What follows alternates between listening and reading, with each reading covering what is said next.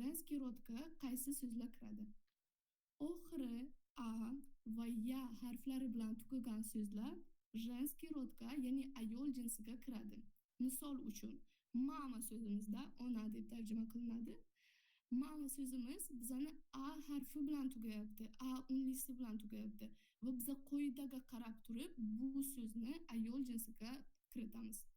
Kniga, kitob degani a harfi bilan tugayapti, ya'ni qoidaga qarab ayol jinsiga kiritamiz. Zemля, yer degani bu so'zimiz biza ya harfi bilan tugayapti, ya harfi bilan tugaganligi uchun ayol jinsiga kiradi. Неделя, hafta degani ya harfi bilan tugaganligi uchun ham ayol jinsiga kiradi. Игра, a harfi bilan tugayotganligi uchun qoidaga qarab turib bu so'zni biz bemalol ayol jinsiga keltirsak bo'ladi. Va семья, oila degani ya harfi bilan tugayotganligi uchun so'zimiz bu so'zni ham biz ayol jinsiga kiritamiz. Bu birinchi pravilo edi. Bu harfni ko'rib chiqdik. Ya'ni oxiri a va ya harflari bilan tugagan so'zlar ayol jinsiga kiradi. Endi ikkinchi qoida.